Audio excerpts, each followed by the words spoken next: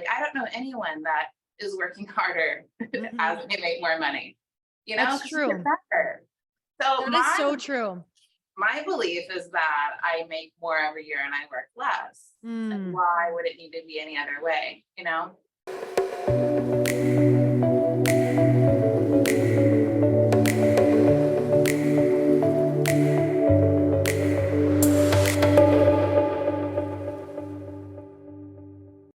Amanda, I'm so excited to have you on the podcast. Thank you so much for coming on. Thank you for having me. I'm happy to be here. So I was sitting in the salon chair getting my hair done by the salon owner, who's one of my really good friends. She owns this epic salon in Scottsdale. I spend part of my time in Scottsdale and then in Newport Beach. And she was like, you've got to read this book. I'm like obsessed with this book right now. I'm listening to it on audio. And I was like, what's the book? And she told me it was your book. She's like, it's Rich as Fuck, Amanda Frances. I'm like, I love the title. I'm already all in. Let's go. And then I got the book. And then I also saw that my friend Cara Allwell, who I'm obsessed with, did your foreword. So I was like, okay, but I ended up listening to your book twice, listened to it once on my own. And then I made my husband listen to it. And he also loves it. So we've had a lot of time with you that you don't know about. But you've been on a lot of walks, a lot of things. And, it's crazy because I already have such a great relationship with money, but you truly, it's like you kind of go into the corners, like you kind of get the mop with the long handle and go into the corners and clear everything out. And I love that. So I'm very excited that you're here today because I think that you're going to help so many people just clear out extra blocks. Thank you. Yeah, thank you. That's a really great compliment. Okay. So first of all, what's exciting for you right now? Like, what is your favorite thing in your life? Well, I have a baby. I have a 9.5-month-old that's really consumed my entire universe in ways that I really couldn't have understood or expected were possible. So he's probably my very, very favorite thing right now. How is that? I'm so curious about how that has changed from where you were and how you viewed business and perceived business. Like, what were some of the biggest things that motherhood has shifted about your business life? Well, so for so long, I could work whenever I wanted, truly whenever I wanted. So if I wanted to sleep till noon and work in the evening, or one day work in the morning or work on a Sunday because I felt like it, I really just had like ultimate flexibility and freedom for many, many, many, many years. And then having a partner made me want to squish work into different like blocks. And then having his children, my stepchildren, made me like work, the priorities realigned, and the time I worked and how efficient I was just kind of had to change. My schedule got a little more traditional. And now with the baby, it's like everything had already been turned on its head with just Eddie and the kids, but not Eddie and the kids and the baby. It's like the baby's priority number one. So like nothing is the same.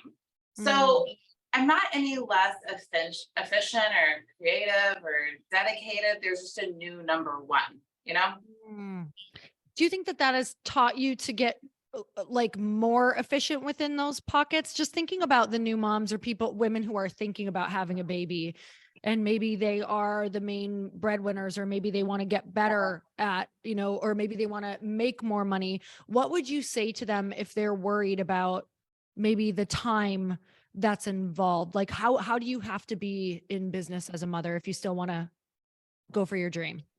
Well, it just makes me unavailable for wasting time. I'm very once upon a time, it was like, if it took me an hour to like edit photos and videos and do these like really detailed, intentional, like Insta stories, like who cares if it took an hour and a half? Like who cares?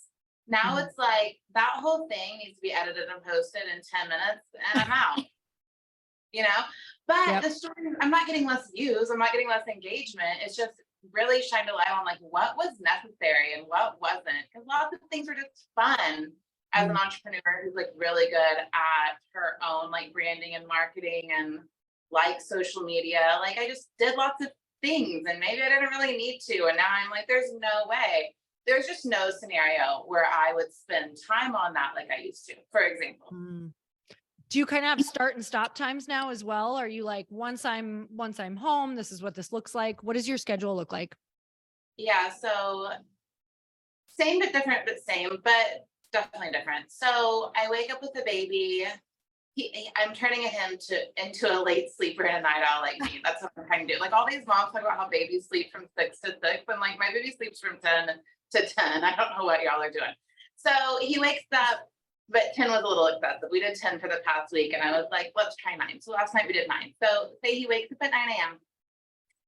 And then I feed him solids, I feed him bottle, I put him down for a nap, like around 11. While he's napping, my mother's helper comes and she takes over. So by noon, I'm working. And so between like noon and whenever she goes home, which is 4 or 5 or maybe sometimes 6, if I really have a lot going on, I need to get work done. I need to prioritize my mental and emotional health. I need to work out. Mhm. So it's like I call it a mother's helper because it's not really like a nanny, because she also does a lot of assistant stuff for me. Mm. So it's like an assistant part-time nanny combo. So I fit a lot in between that noon and 4 or 5 like chunk of time. And then after the baby's asleep at night, if I want to jump back into something, I can. But then that's also like dinner time with the big kids and Eddie. And I don't know, like I'm probably actually a lot more balanced, Mm. having more structure than I didn't need the structure before. So I was very like, whatever, but now I have to have it, you know? I've definitely experienced that in my life where I've gotten busier, which has forced me to get better with my schedule. And like, it's actually made me feel more sane because I actually have like these compartments now. Like, Yeah, parameters are sometimes, yes, yes. totally. Okay. So I want to talk about a couple things in your book. And, I think starting out, one of the things that I really loved is when you talk about just the money of energy and the frequency of energy and what that looks like to start understanding money. So can you share a little bit about that?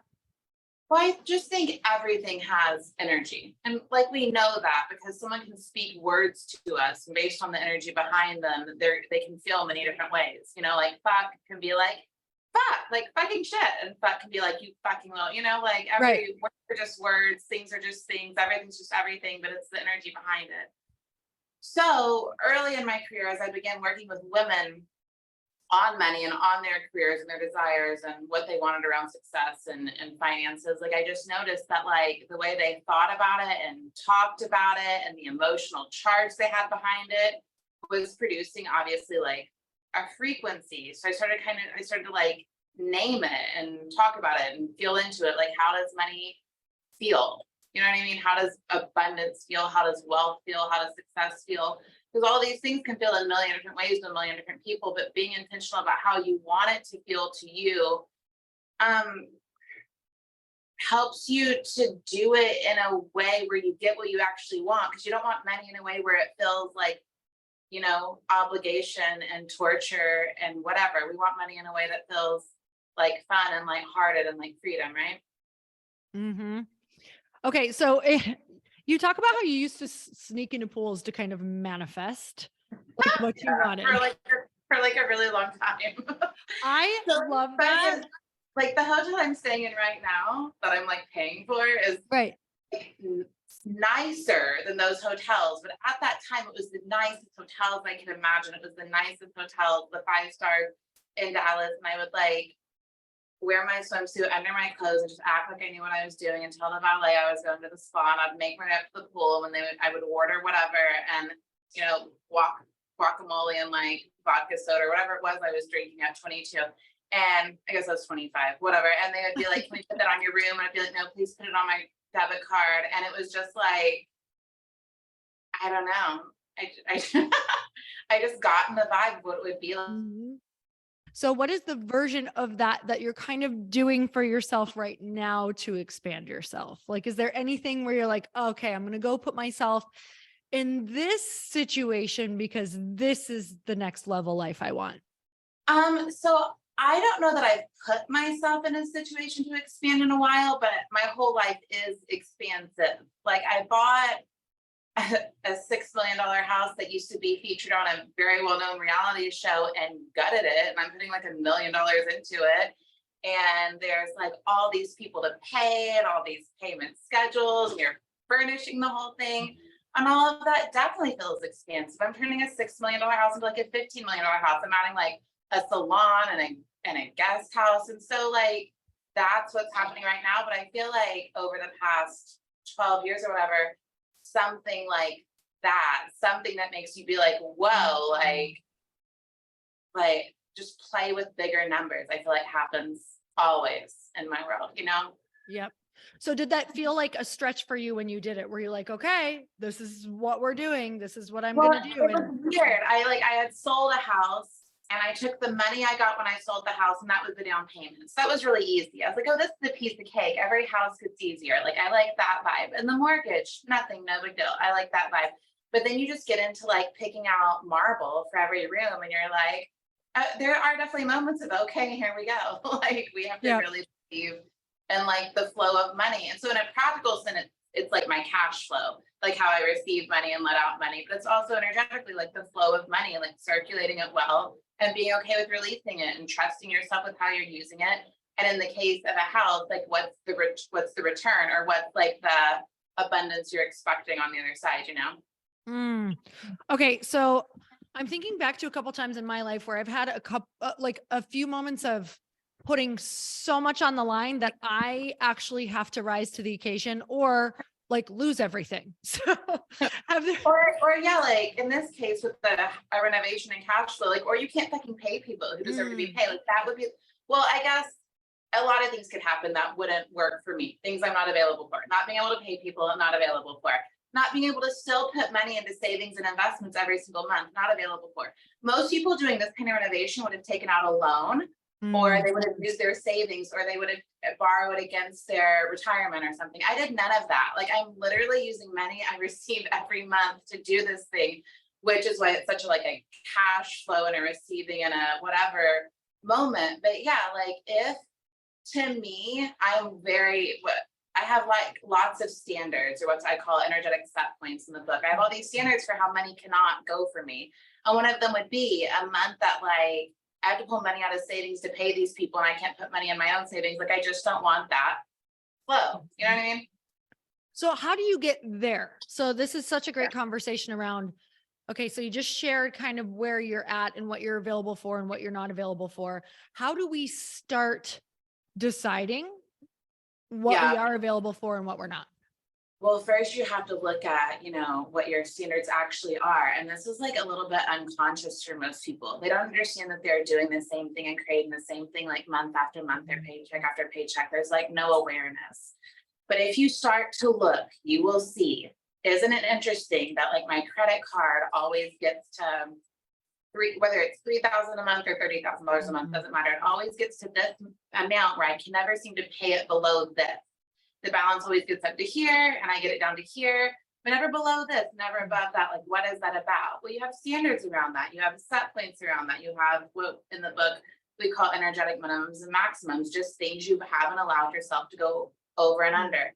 And we often have that with our salaries, our company revenue, our price points in our business, our savings accounts, our retirement accounts, our checking accounts, where we have like, there's people who are like, I can be overdrafted up to $700, but I'd never be overdrafted up to 701 because then they shut down my account. Like we all kind of just decided these things that we would and would not go above and below. Like some people are okay with getting the eviction notice, but never getting evicted. Like, I mean, we all just have this stuff. So when you look at it, you go like, oh, I've been okay with handling money like this when it comes to savings or debt or income or whatever. And when you look at that, you can start to go like, what if it were different?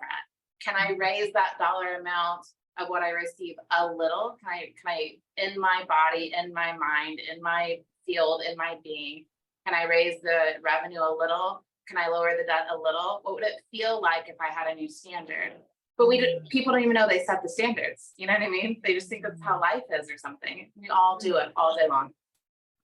So when you're going to reset yourself, because Yeah. you know, you kind of like reset and then you get there and you reset. What are some of the things that you do? Is it just like out and about in your everyday life, or do you sit and visualize it? Do you meditate it? Or meditate on it? Do you write? Like, what does that practice look like for you? I'm sure you kind of have it down, but what did it look like and what has Yeah. it turned into?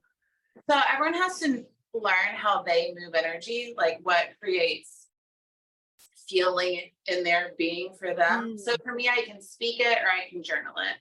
So well, let's start with journaling. That was always the easier one for me. I don't do that much now, but it really like taught me a lot of my practices. So I would like ask myself a question: how much am I available for when it comes to mm, this? And I would like be honest. Well, it seems like I never make more than this, but I never make less than this. Okay. And if anything were possible, what would I choose? Well, I would really like this, and I'd really like this. And now here comes the limiting beliefs. Now here come all the reasons it's never going to happen for you. So you have to look at those. And I can tell you, after working with thousands, probably tens of thousands by now, of women, none of those beliefs are ever ultimately true. They just seem true in our current world, in our current reality, right? Like probably most everyone listening understands what a limiting belief is. But just in case you don't, it's your limiting beliefs, the things that say you can't have it, are not ever ultimately true. So when you tell yourself what you want and the limiting beliefs come through and you start to say like, well, none of this is ultimately true. And you say, well, what can be more true? What can be more true is I can create whatever I want, and money is actually a neutral resource and I'm worthy of anything I desire. And, so now I have to rearrange my thoughts and my mind and my expectations and my actions and how I live, which is embodiment, to be aligned with someone who's going to create this thing I just admitted to myself finally that I wanted. mm. That It's makes funny. sense. Yes, totally. I noticed what even came up for me, and I'm like, I feel like I'm totally open to all of that. And I was just taking myself through it in my head, and I'm like, okay, I had a moment of, which was a limiting belief pop up that said, well, then I'd have to work more. And right now I have all of these different Yeah, projects. Okay, totally. help me. That's always the win for entrepreneurs. I mean, for years I ran a mastermind, and I feel like that came up like daily. In Hmm. the mastermind, if someone's saying like, but it'll be more work, but that's not true. Hmm. Because you can think of how much you're receiving right now in your life, and how much you're working right now to bring that in and sustain it and maintain it, whatever. And you can look back to when you're making less. And my guess would be you're probably working less now, not more. Hmm. You've gotten more efficient. You've learned how to delegate. Hmm. You've learned the ins and outs of how you do the things. Your business model is like more streamlined. All the things that happen as we go. Like I don't know anyone that is working harder Hmm. as they make more money. That's Because you get true. better. So That is so true. my belief is that I make more every year and I work less. And Mm. why would it need to be any other way? So do you open your brain up to like when you are thinking different things? I know I'm getting really granular, but that's how my brain works. Like I want to be able to like think of Yeah. it in the morning.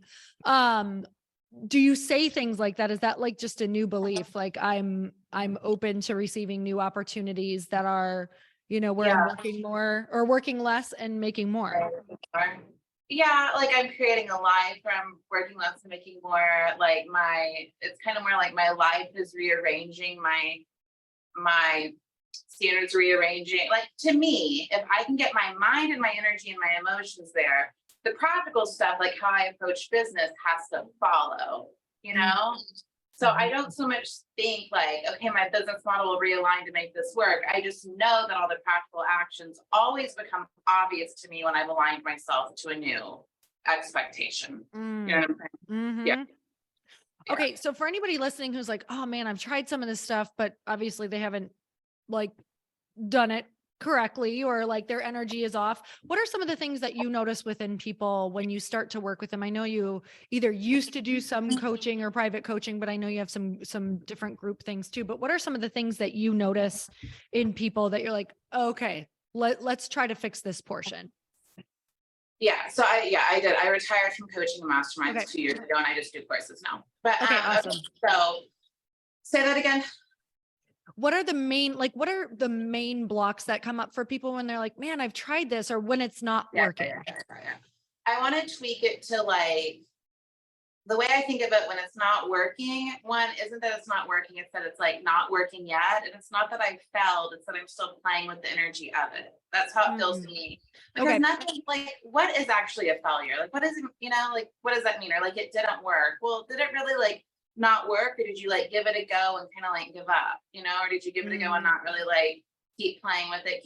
And then I think one thing that allows me to do that is I kind of view energetically, I view life as kind of like one big like experiment. Like we're just playing with stuff. We're playing with the frequency of things and the energy of things, and we're using our mind and our emotion expectation. You get that you're like a tool that can create things. It gets to be a little less like subjective and upsetting and like disappointing. And it can just be like, what in my energy created that? What in my expectation created that? And less like, oh my God, my business is never going to work. You know what I mean? Which is harder to do when you're like in a paycheck to paycheck vibe. It's obviously easier to do when you have like more to work with and you're more resourced. But like you said earlier, when you have more to work with and you have more resource, you also often have more on the line. So it's like, it's true and it's not true that it's harder now or easier now and harder then, but also you're more practiced, right? Like you're more practiced at having more money on the line than you would have been 10 years ago, whatever. You know what I mean? Yeah. So I don't know. I think we get to decide that like everything always works and we get to work it. And then the trick is like figuring out what working it means for us. Cause like I would give like journaling. Well, in the book, I made sure to give like examples for people who do it in all kinds of different ways and like move energy in many, many ways. But for me, it's like speaking it or journaling it. I can't visualize for shit.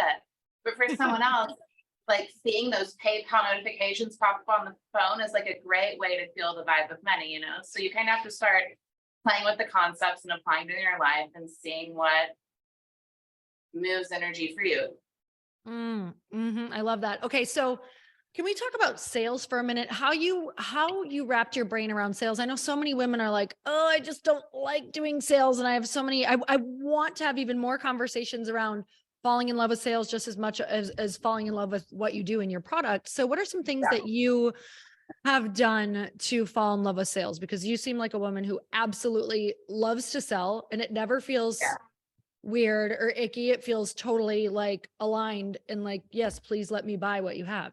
Yeah, no, I think I have a really good relationship with like the receiving of money in all forms. So what happened is I was talking to someone, a very well-known personal development author, and I said, I think I'm going to create a selling course. It's my course on selling is called Self and Your Soul, but I was just playing with it. I was like, I think I'm going to create a selling course and talk about how like it's sacred to let people into your work because that's how you can support them and help them. Just telling her about it. She's like, don't say selling, it's sharing. We're sharing, not selling. And I was like, but fucking why? Like, why?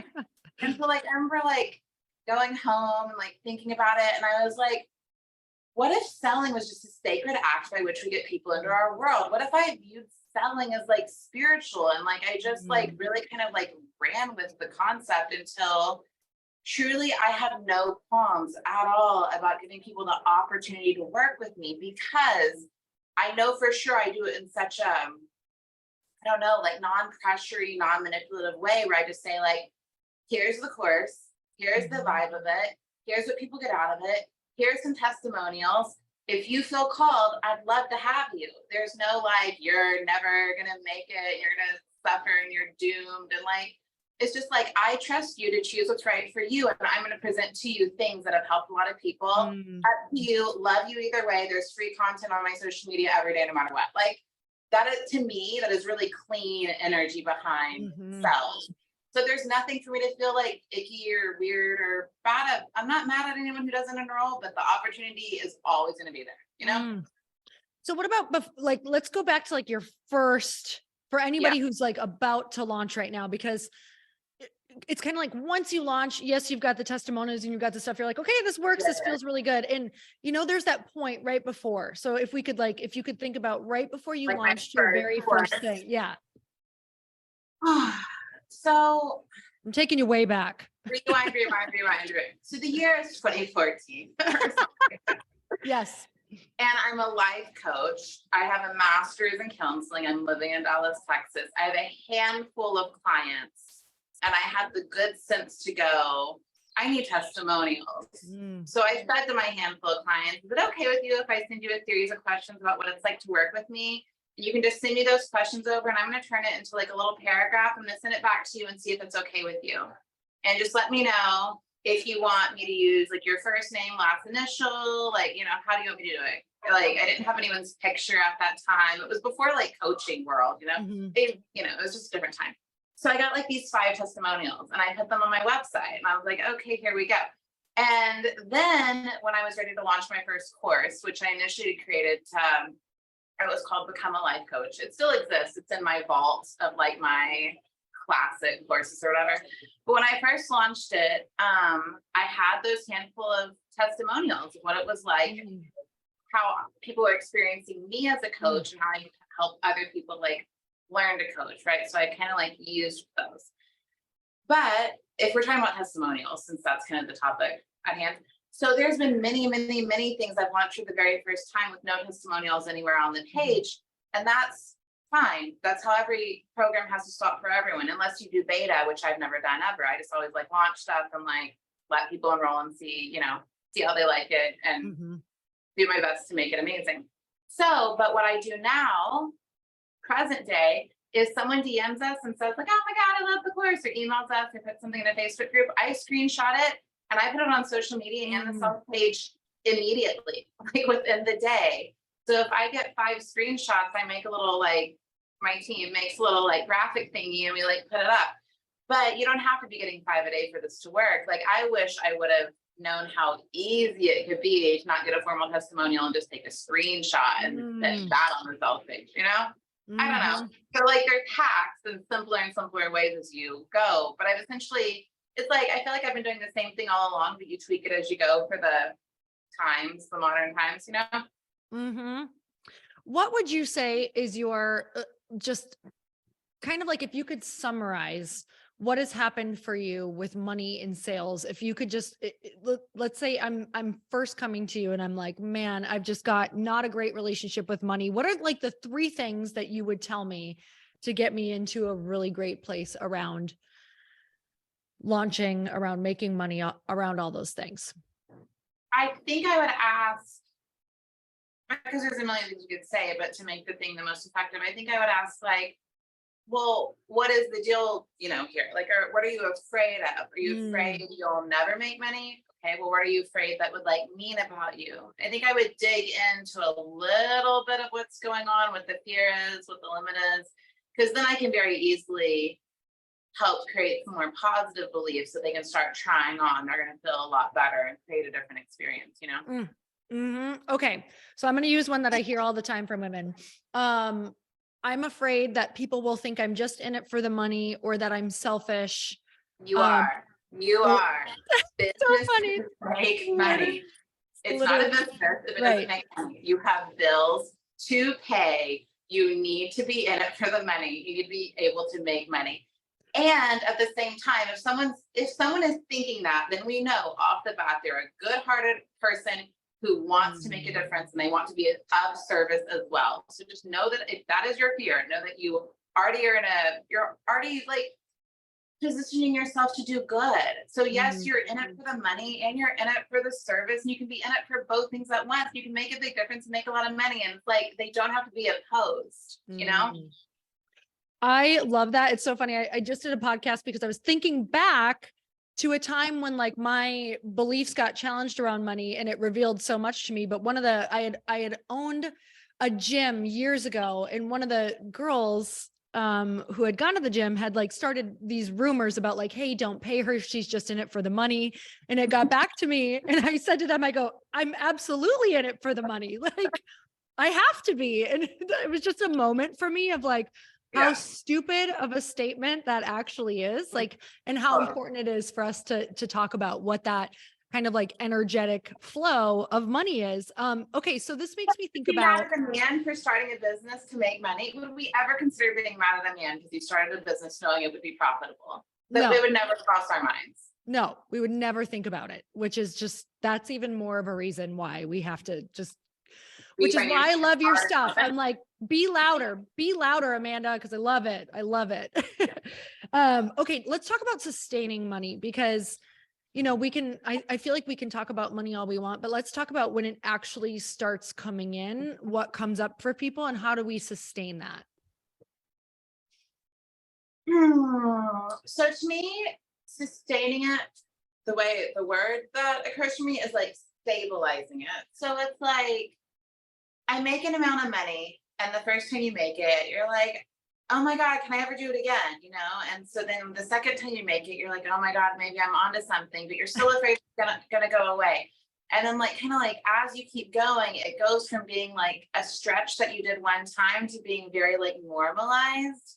And when Mm. it's like normalized and stabilized, and then it's an expectation, and then it's embodied, and then it's just how you be and what you create, and then you like do it again. I didn't wait to stabilize it to go to the next one. I did lots of like boom, boom, boom, boom, boom, boom, boom. But I noticed like I would take a beat here and there and get very comfortable at a new amount of money, knowing that it was just what I did now, it was what I made now. Mm-hmm. Okay, let me share where I'm kind of at right now around money, and maybe this will resonate with people. So I feel very solid in knowing that I am like the faucet in certain areas. Like I can kind of turn that switch on and off, like I can create abundance, but I'm pivoting majorly in something in business into something new that makes me question for a hot second, like, okay, I know I can do it all day long over here, but can I do it over here? Because it's a new skill set. It's a new deal all around. Right. So what would you say to somebody who's thinking of pivoting as well, who's like, okay, I do it over here all day, but what about over here? Do you think it can transfer easily like that, or what goes into that? I think it's like the same but different but same. So like if we're using me having like an online education and coaching business to like real estate, like if we just use that, Yeah. Yeah. like Perfect. my margins were way lower on the first couple houses. Like I barely made anything, slash Mm. made kind of some, and now on this house, I know more of what I need to know to fucking make a killing. But if we look back at my first like digital course, like my margins weren't as good on my first one as they are now. Mm. And especially when you can enroll like 700 people and you used to enroll seven, and you start learning how to scale things. And then I had another example and it just flew out of my brain. It'll come back to me in Okay. this minute. But yeah, I think our skill set develops in every new thing we try. And no, you can't expect yourself. Oh, I remember fucking VIP days. I used to throw a lot of like retreats and VIP days. And the first couple I went like, I'm not making any money. Like it's expensive to throw these. Mm. But then I learned a little bit more about what venue I'm going to book and what restaurant and what I'm going to ask for. And are we going to book out a suite? Or are we going to do an Airbnb? And I'm like, my margins got better with everyone because I just learned what I was fucking doing. Mhm. So I think it is absolutely transferable, but like the skill set and like the just very practical, like mental knowledge of how a new industry works is always like weird, you just don't Mm. know the first time. Totally. Totally. So you'll learn the skill set, but that other skill set of what you've done to create money will also transfer over. It'll be with you and you'll have a leg up on a lot of people because you'll understand energy and mindset and all those things. So you'll bring that over. But that doesn't mean that we're not sometimes like just stumped a little bit when we just don't have experience in that area yet. Mm-hmm. Totally. Okay. So what got you into real estate? What gets you like, what are you excited about in that arena right now? So first it was just cool to be able to like buy things and own them. I feel you. Rent them out if I wanted to, and like live in them if I want, and like redecorate them and remodel them and design them in really cool ways that were very pleasing to me. But like I said, it wasn't super profitable and I didn't get why. But looking back, it was just like I didn't have the data. So what happened like on this house, the one I mentioned earlier, is I had been looking for like a 10, $12 million house that I was gonna buy. Like I saw some that were like up to 15. And I did that for like a month. And I started knowing like what those houses had, how they felt, what they had, how they'd been updated, what they absolutely did not have, and like what they were like. So when I saw this $6 million one that was the same square footage as these others and just needed some things, I now had the data to go, I can do something really cool. When I bought my West Hollywood house, that was like 3 million. I bought it for like 3.2 and sold it for like 3.9 or something in those realms. And I put a lot into it. Like it wasn't a failure by any means, but I hadn't seen a ton of $3 million houses. I didn't know anything about them. I didn't know what it took to make it a $4 million one, There's just no data. None. I didn't do any research. I just bought a house. And that's fine. I wouldn't change anything about that. Like, it's just different, Mm. I love that because you just talked about the importance of even getting in the game. Like you're obviously like a fast start. Are you someone who's just like, I want to do that. Let's do it. Do you jump? Oh yeah. Yeah. I don't think too hard if something feels like it could be a good idea. Hmm. I So is don't, that what you follow? Do you just kind of follow what? So let's say right now, based on how you're making decisions, are you following fun? Are you following an energy? Like, what are you kind of basing your life on? I think for a long time, the way I explained it was desire because Mm, I didn't have a great relationship with just letting myself want what I want and letting mm, desire be safe guidance. So I was always telling everyone, like, what you want deep in your soul, what you really, really want is your guidance. And that definitely moved me forward. But thinking about it now, it's like it feels really simple. It feels like because I don't have like lots of like blocks and weird ideas around just like what feels good, I really just go with like what feels good. Like mm, that feels good. Like not even like fun or this or that, just like mm, I feel like I like it. It looks good to me. It feels good to me. I want it. Last Friday, we were moving out of this penthouse we've been renting. mhm, And the house I keep mentioning wasn't ready yet. And my assistant and me have been like talking about like, well, am I going to live in a hotel? And in between, what am I going to do? And it just crossed my mind to get in an apartment, like a blip mm, of a thought, just like a boop, like. And I mentioned it to her and we threw it around and she's like, well, you loved it. There was a time, I'm trying not to make this long and convoluted. There was a time when my West Hollywood house I mentioned earlier, when it was my office. We mm, had already moved to Bel Air, but it was my like office and I kept it and I used it as a quiet space to film and work and do things like this. And it was like very happy for me. And she was like, well, you've always said you were going to get another office, like an mm, apartment that is an office. So the movers are there, they're packing. Like we find something on Zillow that just came up that day. She gets me an appointment for 4 p.m. I run over there. It's a townhouse. I love it. It works. It's a great office. It's furnished. Like it'll be beautiful for filming. It puts less pressure on me to get my office ready at the new house. So I can take more time decorating the kids' rooms and mm, like, all the things that are going to happen to be able to move 5 people into this fucking house. mhm, So like, anyway, and then basically I'm wiring the money when I get off this thing, mm, like when we're done. So it just like, but it felt good. We mhm, like there were a lot of apartments on Zillow, but only two felt okay and only one felt good. And as we mm, moved through the process of like, okay, are we gonna sign the lease? How many months? It felt good, it felt good, it felt good, it felt good.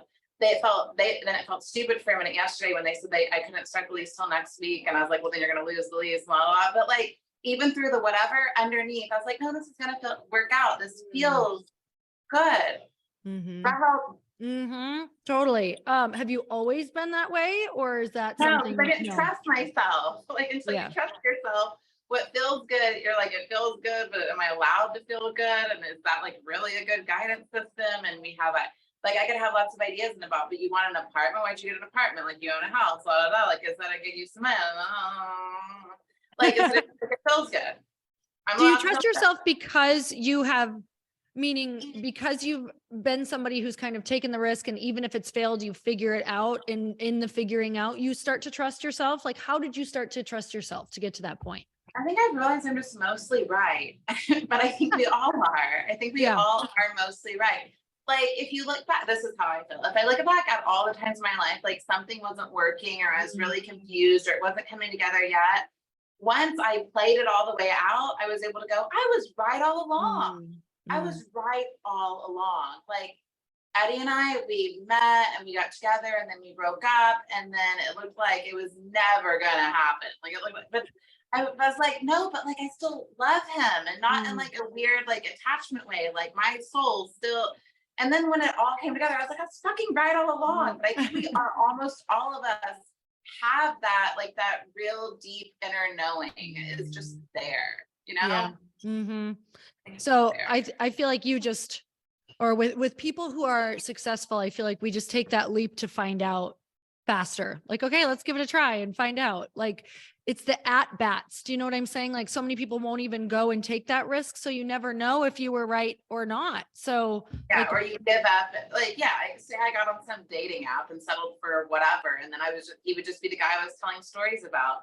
But I yeah. really kept staying open to it because something in me was like, but no, like, Mm, yeah.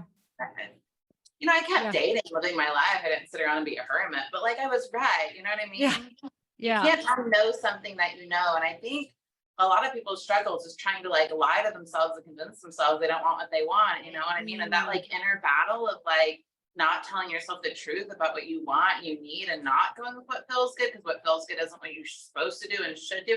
I think that's how we fuck ourselves up, you know? Oh, I love that. I asked myself the question, like, this is a good journal prompt, but it kind of like gets to what you're saying. What am I pretending not to know? And it's like, I'm pretending not to know that I know this guy is meant, or whatever that is. And it's That's like, everyone's oh, homework.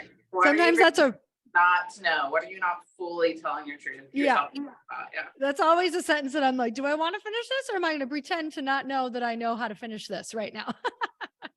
So, Yeah. okay, let's talk about, last thing, expanding what you think is available for yourself. So just talking about like that ceiling, how do we get to a place, or what's the practice around expanding and being open for more? Well, I think anything and everything is always available. Like Mm. anything and everything is always available.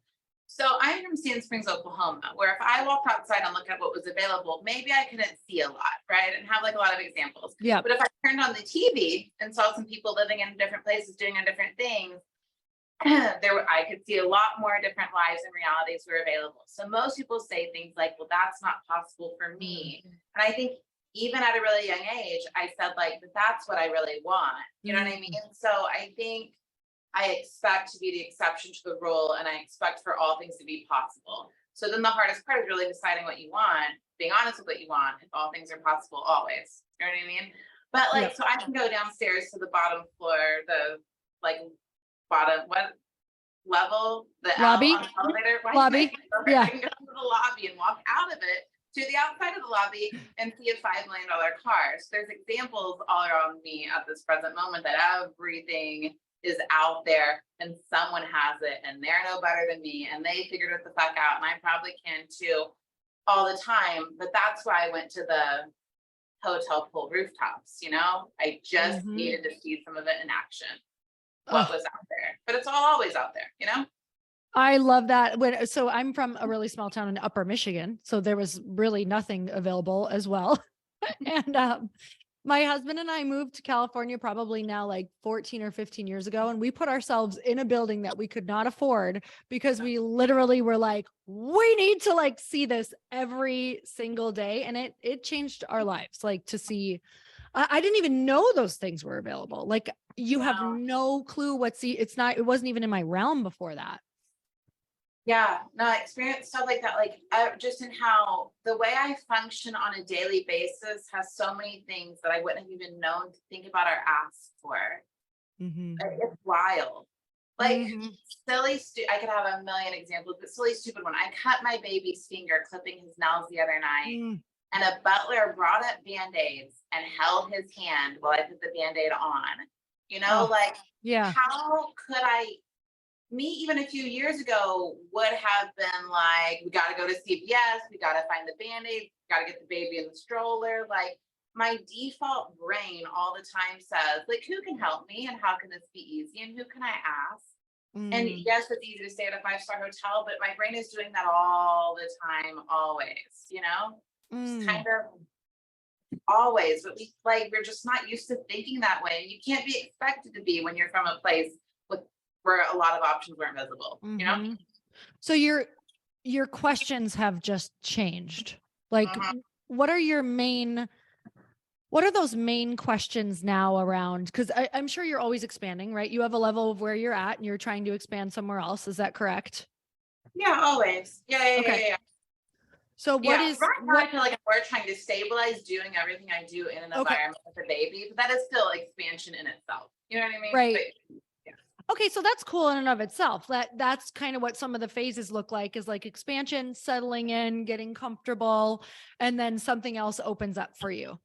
Yeah. Over and over and over again. Yeah, I mean, Okay. you can just stop and be happy at any point if you want to, but I don't think we're cut out for that. It's Yeah. kind of vibe, right? Yeah.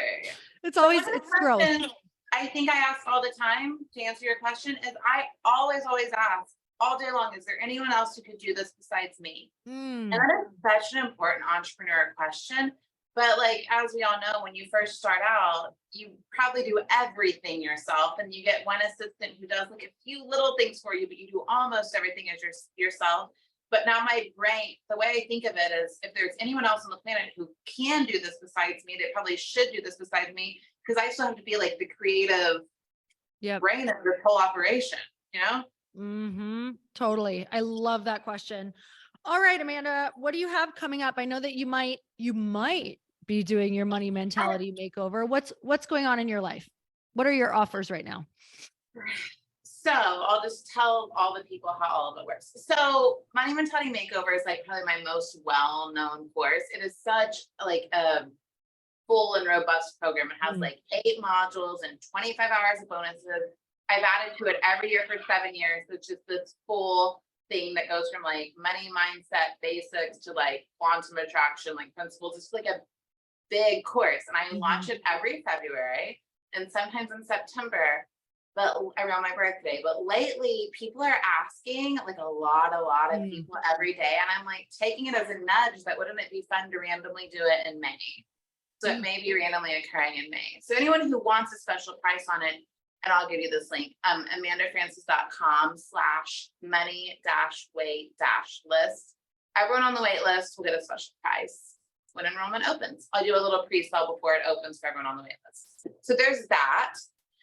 But there's a million things. There's my book, Rich as Fuck, which is on Amazon.com and BarnesandNoble.com and Target.com. You can find it all the places. And I have lots of smaller money courses for people who want to start out with something a little bit more digestible. So there's Drop the Motherfucking Money Struggle and Energy and Frequency of Money and Wealthy Woman. And when you start with one of those, you get your money back toward Money Mentality Makeovers. You can start with the smaller one, make your way into the bigger one. I think that's a really good overview of how to like dig in with me. Yeah. And come follow me on social media. Yeah. Okay, go look at the show notes because we have the links and everything in there. And yes, her book, you guys, I absolutely loved it. I loved it on audio because it's just so you and so real. And it felt like you were, the audio book was great because I just ranted. That's why I loved it. I'm like, she's not even reading. I'm like, she's literally just saying how she feels in this moment right now. And I'm obsessed with this. She's like, but let me tell you. I just went off about stuff, but it was actually really fun. But it also made the audiobook different from the book. So everyone who had already read the book, because I released the audiobook like a year and a half later or something. So everyone who had read the book, when they got the audiobook, there was like all this new stuff. Yeah. You know? Yeah, that's why I loved it. I was like, oh, I feel like I'm getting bonuses too. Okay, so go check out her book. And you guys, one of the biggest things that we can do for our guest is to let her know what your biggest takeaway was. So Amanda, tell us your Instagram handle. XO Amanda Francis on Instagram and also on Facebook and also on Twitter and all the places. Pinterest. All the places. All the places. And we'll put that in the show notes too, you guys. Definitely give her a tag and let her know what your biggest takeaway was and go buy her book. I'm telling you, like I have done all the money mindset books and I love this one from a totally different perspective. So loved it. Thank you so much, Amanda. And thank you for coming on. And you guys, until next time, earn your happy. Bye, everyone.